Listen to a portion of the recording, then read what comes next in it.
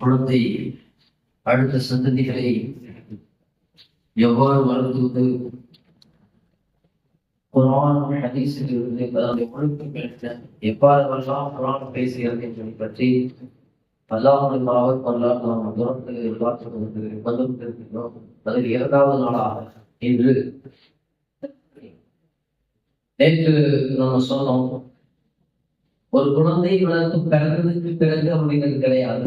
மாறாக இஸ்லாம் இருக்கிறது. ஆரம்பத்திலிருந்து இந்த செய்தி தான் சொல்லுது, அதை என்ன செய்யணும், எப்படி கொண்டு வரணும் அப்படின்னு. அந்த அடிப்படையில் நேற்று நாம ஒரு சில விஷயங்களை சுட்டி காட்டுறோம். அந்த பெண்ணை சோதித்து அந்த பெண்மணி அண்ணா எங்க போயிட்டா அப்படின்னு அந்த ஒரே ஒரு சொன்ன வார்த்தை தான். அவங்க ஏழையாக இருக்கலாம், அன்றாட காட்சியாக இருக்கலாம், ஆனால் எனது மகனுக்கு இந்த பெண்ணை தேர்ந்தெடுத்தால் அடுத்த சந்ததி உருவாகும் என்பதற்கு அனுபவத்துமாக நான் இதை குர்ஆன் இப்படி பேசுது. குறிப்பாக இன்றைய இளைஞர்களுக்கெல்லாம் நாம் சொல்லுவது இதுதான். என்ன சொன்னா, குர்ஆன் பேசுது. நேற்றைய ஓதைய ஆயத்துல அல்லாஹ் தெளிவாக சொன்னோம், உண்மையான ஆண்களை பார்த்ததெல்லாம் சொல்லிக்காம, உங்களுக்கு ஒருபோதும் இணை வைக்கக்கூடிய பெண்படி செட்டானாலும் தான் சொல்றோம். நீங்கள் அவர்களை திருமணம் செய்ய வேண்டாம் என்பதாக நான் சொல்றேன். ஒரு இயற்கையாக காதல், ஒரு பிரியம் அப்படின்றது இயற்கையாக ஏற்படும், தவறு கிடையாது. ஆனால் குர்ஆன் சொல்லுது, நீங்கள் இணை வைக்கக்கூடிய பெண்களை நீங்கள் திருமணம் செய்யாதீர்கள். ஏன்னா உங்க வீடு எங்க போய் இருக்குதோ அந்த இடம் இருக்கின்றது, அது சரியில்லாத இடமாக இருக்குது. அது சரி. உமரது வந்தாரு. அவர் சொன்னாரு, ஜனாதிபதி உமர் அவங்களே, என் பையன் எனக்கு செய்ய வேண்டிய உண்மைகளை மக்களை பூர்த்தியே செய்ய மாட்டேங்கிறான், கொஞ்சம் என்னன்னு கேட்டு சொல்லுங்க அப்படின்னு. உமரது இல்லாம ஆளும் தெரிஞ்சுட்டாங்க, போய் எங்க பையனை கூட்டுவாங்க அப்படின்னு. அப்ப அந்த பையன் வந்தவங்க உமர்ல கேட்டாங்க, அப்பா அத்தாவுக்குன்னு சொல்லி ஒரு சில கடமைகள் இருக்குது, அதை நீ செய்ய வேண்டியது, நீ செய்யலையா அப்படின்னு கேட்டான். அப்ப அந்த பையன் திருப்பி கேட்டான் உமர்கிட்ட, நான் ஒத்துக்கிறேன், எங்க அத்தாவுக்கு செய்ய வேண்டிய கடமைகளும் நான் செய்யல, ஆனா முதல்ல எங்க அத்தா எனக்கு செஞ்ச கடமைகளை செஞ்சாலும் முதல்ல கேளுங்க. நான் எங்க அத்தாவுக்கு கடமைகள் செய்யல, நான் ஏத்துக்கிறேன். ஆனா எங்க அத்தா தகப்பனுடைய இடத்திலிருந்து அடுத்த சந்ததியை வளர்த்து எடுப்பதை, என்னுடைய கடமைகளை, என்னுடைய உரிமைகளை என் தந்தை நிறைவேற்றினாரா கேட்டு சொல்லுங்க அப்படிங்கிற. உடனே சுமர்வு இல்லாம அத்தான் பையன்கிட்ட திரும்ப கேட்டாரு. உங்க அத்தா உனக்கு என்ன உரிமைகள் செய்யல, உங்க அத்தா என்ன உரிமை? அந்த பையன் சொன்ன முதல் வார்த்தை என்ன தெரியுமா, எனக்கு சரியான அம்மா தேர்ந்தெடுக்கலை நான் என்ன சொல்றேன். எனக்கு முதல்ல நான் நல்ல முறையில் உருவாக வேண்டும், நான் என் தகப்பனின் கடமைகளை எல்லாம் செய்ய வேண்டும் என்று சொன்னால் என் தாய் சரியாக இருக்க வேண்டும். முதல்ல எங்க அத்தாண்ட கேளுங்க, எங்க அம்மா யாருன்னு கேளுங்க. எங்க அம்மா யாரு உங்களுடைய கேட்டாங்க. என்னப்பா? அவரு சொன்னாரு, அவங்களை அம்மா நெருப்பை வணங்கக்கூடிய ஒரு மஜூஸ். யாரை வணங்கினாங்க? நெருப்பை வணங்கக்கூடிய ஒரு மஜூஸ். இந்த பையன் சொல்றான், எங்க அம்மா ஒரு முஸ்லீமே இல்லையே, எங்க அம்மா ஒரு முஸ்லீமே இல்லையே, எங்க அம்மா ஒரு நெருப்பை வணங்கக்கூடிய ஒரு மஜூசி. அந்த பெண்மணியிலிருந்து வந்த நான் என் தகப்பனுடைய கடமைகளை நான் எவ்வாறு பூர்த்தி செய்ய முடியும்? எனக்கு நல்ல பேர் கிடைக்காதா, எனக்கு நல்ல கல்வியை கொடுக்கலைங்காதா. ஆனா இப்போ உங்ககிட்ட என்ன சொல்றாரு அப்படின்னு சொன்னா, நான் அவருடைய கடமைகளை பூர்த்தி செய்யறதுலே சொல்றாரு. முதல்ல இவரே என் கடமைகளை பூர்த்தி செய்யறது. அப்ப முதல் விஷயம் அதான் வாழ்ந்து சொல்றான்.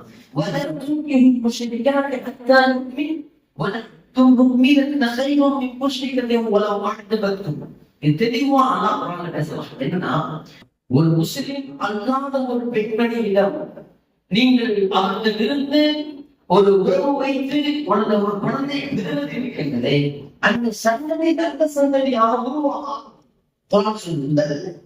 முதல் விஷயமாக இது வேணாம். மாற்றா பெண்களை நமக்கு வேணாம். மாற்றார் பெண்களை அல்லாஹ் சொன்னா, அவர்கள் உங்களை ஆச்சரியத்தில் ஆக்கினாரோ, அவர்கள் உங்களை பிரமிக்க வைத்தாரோ, அழகிலே, பொருளாதாரத்திலே, அந்தஸ்திலே, உயிர் குணத்திலே முஸ்லிம் அல்லாத ஒரு பெண்மணி உங்களை வியப்பில் ஆக்கினாலும் அந்த பெண்மணி உங்களுக்கு தேவையில்லை. அந்த பெண்மணியை விட சொல்லுது ஒரு அடிமை பெண் சிறந்தவள் என்றாக சொல்ல வருது. முதல் விஷயம், அடுத்த சந்ததி நீங்கள் நல்ல முறையில் சரியாக ஆக வேண்டும் என்று சொன்னால், காவியான பெண்மணி, காவி முஸ்லிம் அல்லாதவர்கள் பொருளாதாரத்திலே, அழகிலே, உயர் குலத்திலே எவ்வளவு உச்சத்தில் இருந்தாலும் சரி, உங்களை திகழ்படவே செய்கிறார்கள். ஆனால் அவளை விட நீங்கள் அவர்களை திருமணம் செய்ய வேண்டாம். அவர்களை விட ஒரு உண்மையான ஒரு அடிமை பெண்மணி, ஒரு அடிமையா எப்படி இருப்பாங்க, ரொம்ப ஏழையாக இருப்பாங்க, அடுத்த நேரத்துக்கு வழி இல்லாம இருப்பாங்க. அந்த பெண்மணி சிறந்த இருப்பாங்க. எனக்கு வரப்போ மனைவி எப்படி குரான் சொல்றாங்க. அடுத்த ஒரே ஒரு விஷயம் பேசுது. ஏன்னா நான் நேற்றே சொன்னேன், நம்முடைய அந்த விந்து எங்க போகுதோ அந்த இடம் சிறந்த இடமாக ரசூலுல்லாஹ் ஸல்லல்லாஹு காலத்தில் நடந்த ஒரே ஒரு விஷயத்தை சொல்லி நான் முடிச்சுக்கிறேன். மனுஷன் ஒருத்தர் வந்தார். ஆனால் ஒரு பெண்மணி இருந்தான். அதாவது ஷரியத்துடைய சட்டம் வருவதற்கு முன்பாக ஒருவரை ஒருவர் அப்படியே உயிருக்குயிராக லவ் பண்ணிட்டு இருந்தான். மக்கான உயிருக்குயிர் லவ் பண்ணிட்டு இருந்தான். பையன் வெறும் வருஷம் இஸ்லாத்துல வந்துட்டார். ஆனா அந்த பெண்மணி இஸ்லாத்துல வரல. இது நடந்துச்சு, நீண்ட காலமாக ஆயிடுச்சு. அந்த பெண்மணி அங்கிருந்து இருந்தாங்க. வருஷனுடைய டியூட்டி என்ன அப்படின்னு சொன்னா, வருஷத்துல டியூட்டி என்ன அப்படின்னு சொன்னா, இந்த தேவையெல்லாம் போய் அடிமைத்தனம் பண்ணி வைப்பாங்க. பெரிய ஒரு ரோட்ல ஒரு பையன் தான் போய் வச்சு, இவன் எனக்கு அடிமை அப்படின்னு சொல்லுவாங்க. மனதை குடிச்சு போய் பெரியவங்க வச்சு வித்துருவான். இவன் அடிமை, என்னோட அடிமை, நீ வாங்கி வித்துருவான். இந்த மாதிரிலாம் அந்த காலத்துல நடந்து இருந்துச்சு. இப்ப இந்த வருஷனுடைய டியூட்டி என்ன அப்படின்னு சொன்னா, ஒருத்தருடைய குடும்பத்துல இருந்து ஒரு பையனை குடிச்சு போயிட்டாங்க அப்படின்னு சொன்னா, அவங்க இது முறையிடுவாங்க.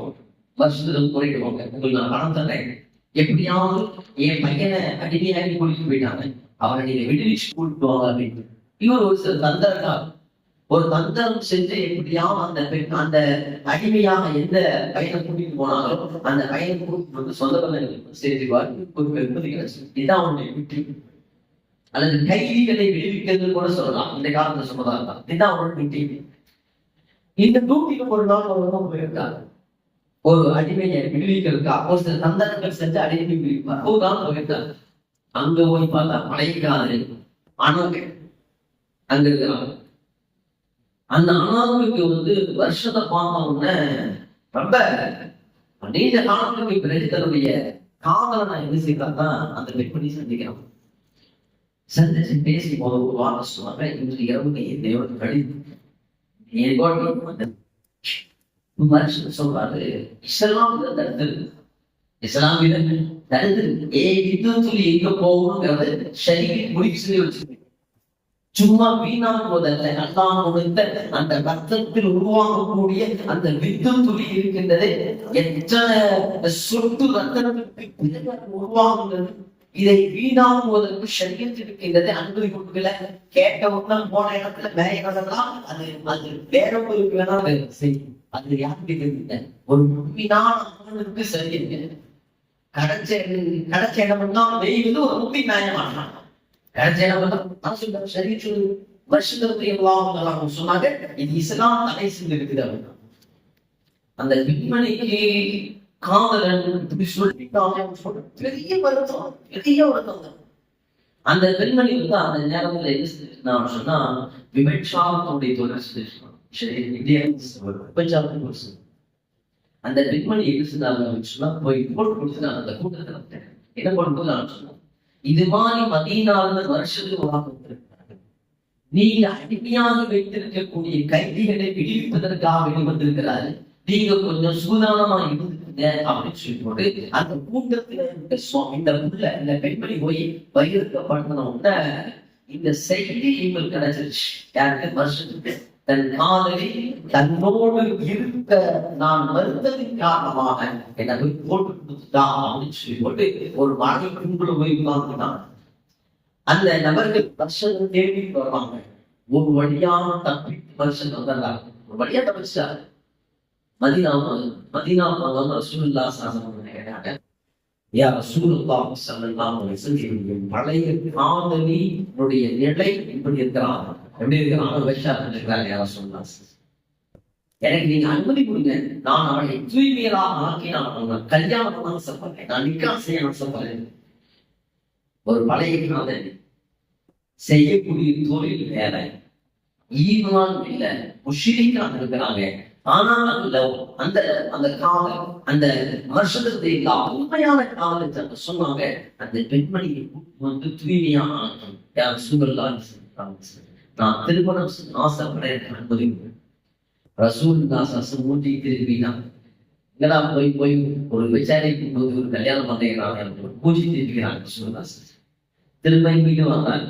வந்து யார் சொல்லலாம் அனுமதி கொடுத்தீங்கன்னா நான் எப்படியாவது எவ்வளவு துரோகம் வேற செஞ்சிடலாம், துரோகம் வேற எப்படி செஞ்சிருக்கலாம், நீங்க அனுமதி கொடுங்க யார் சொல்லலாம் திருமணம் செஞ்சு ரசூலுல்லாஹி பூஜை திருப்பினாங்க. வருஷத்துக்கு பார்ப்பாங்க, ரொம்ப நேரம் வெயிட் பண்ணி பார்ப்பாங்க. அதாவது ரசூல்லா ஒரு பதினேழு போவாங்க. ரசூல்லா பதினே சொந்த வீட்டுக்கு போயிட்டாங்க. வருஷத்துல எல்லாம் சரி, இது ரசூலுல்லாவுக்கு உடன்பாடு இல்லை, அதனால பரவாயில்ல வேணாம் அப்படின்னு சொல்லிட்டு கண்ணியமானலாம் கொஞ்ச நேரத்துக்கு பிறகு வர்றாங்க.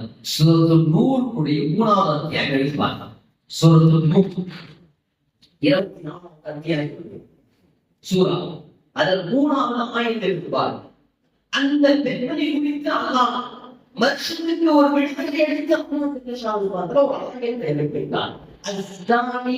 ஒரு விபச்சாரியை ஒரு நல்லவர் திருமணம் செய்ய முடியும், ஒரு விபச்சாரியை ஒரு விபச்சாரம் செய்ய முடியும்.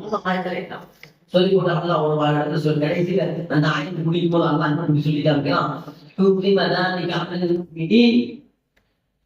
நீங்கள் வருஷம் சொல்லிவிடுங்கள், முஃமின்களுக்கு இது மாதிரியான பெண்மணிகளை திருமணம் செய்வதனால் தடை செய்யப்பட்டிருக்கிறது. சொன்னால் நம் வித்து சரியான இடத்தில் சென்றடைய வேண்டும். அது ஏனோ என்று ஆகிவிடக் கூடாது. பேசுகிறேன் ஒரு அடுத்த தலைமுறை மிக சரியான முறையில் உருவாக வேண்டும் என்று சொன்னால் குழந்தை பிறந்ததற்கு பிறகு யோசனை செய்வதல்ல, ஒரு வீட்டுக்கு எந்த இடத்திலே செல்கிறதோ அந்த இடம் தூய்மையாக இருக்க வேண்டும். குர்ஆன் சொல்லி காமிக்கின்றது, இணைக்கக்கூடிய பெண்ணை திருமணம் செய்யாதே, விபச்சாரியாக இருக்கக்கூடிய பெண்ணை திருமணம் செய்யாதே. நீ அவ்வாறு திருமணம் செய்தால் அடுத்த ஒரு சந்ததி இருக்கின்றது, அது மிக நல்ல முறையில் வளரலாம். எனவே கண்ணியமானதால் நாம் தான் முதல் தலை. நேற்றும் இது சம்பந்தமாக தான் பேசுகிறோம், இன்றைக்கு இது சம்பந்தமாக தான் பேசுகின்றோம்.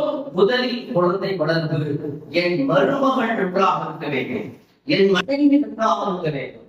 என் மனைவி காசு அதுக்கு ஆசைப்பட்டதல்ல, நாங்க அடுத்த சந்ததியை உருவாக்க வேண்டும் என்று சொன்னால் அந்த குழந்தை பிறந்த குழந்தையுடைய சாயத்தினாலே மிக நல்ல முறையில் இருந்தால்தான் அடுத்த சந்ததியை உருவாக்க முடியும் என்பதிலே புராணம் இருக்கின்றது. மிக தெளிவாக வரலாறு இருக்கின்றதை மிக தெளிவாக இருக்கின்றது. அல்லாஹ் நம் சந்ததிகளை உயர்ந்த சந்ததிகளாக வாழ்வதாக